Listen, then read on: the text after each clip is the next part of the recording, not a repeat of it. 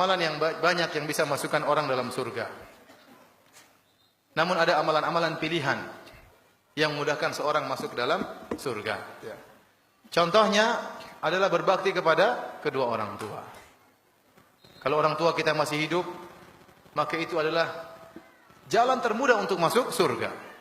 Rasulullah SAW tatkala didatangi oleh seorang sahabat kemudian berkata, "Ya Rasulullah, saya ingin berjihad, ingin berperang."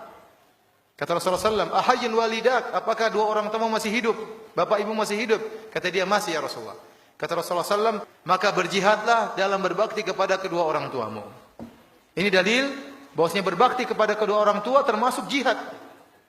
Perlu perjuangan, perlu pengorbanan, pengorbanan waktu, pengorbanan harta, tapi pahalanya luar biasa.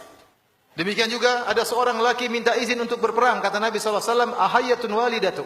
Apakah ibu masih hidup? Kata dia, "Masih hidup ya Rasulullah." Kata Rasulullah SAW, "Lazimilah kaki ibumu, di situ surgamu." Di situ surgamu. Jadi kalau kita punya orang tua, dua orang masih hidup, itu dua pintu surga. Layani mereka, berkhidmat kepada mereka berdua, insya Allah kita mudah masuk surga, sangat mudah. Makanya Muhammad Ibnul Munkadir pernah berkata, kata dia, "Saya semalaman mijit kaki ibuku, sementara saudaraku sholat malam. Tapi kalau suruh tukeran pahala saya enggak mau." Kenapa? Karena mijit kaki ibu itu pahalanya besar. Ini secara umum baik bapak-bapak maupun ibu-ibu. Terkhususan kepada ibu-ibu, cara mudah untuk masuk surga, taat kepada suami. Suatu hari Rasulullah SAW bertemu dengan seorang wanita. Rasulullah SAW bertanya kepada wanita tersebut, "Bagaimana posisimu di hati suamimu? Sungguhnya suamimu itu adalah surgamu atau nerakamu?" Kalau seorang wanita taat kepada suaminya, insya Allah mudah masuk surga. Tapi kalau seorang istri selalu membangkang kepada suaminya, maka ini berbahaya bagi dirinya. Kemudian di antara pahala yang sangat besar, salat 5 waktu. Salat 5 waktu, jangan pernah ditinggalkan. Seorang salat 5 waktu adalah modalnya, modal terakhirnya. Kalau sampai ditinggalkan sekali, dia akan mudah meninggalkan yang lain. Kalau dia gampang-gampangkan dalam salat, yang lain juga dia akan gampang-gampangkan. Maka bagaimanapun kondisi, jangan pernah meninggalkan salat 5 waktu.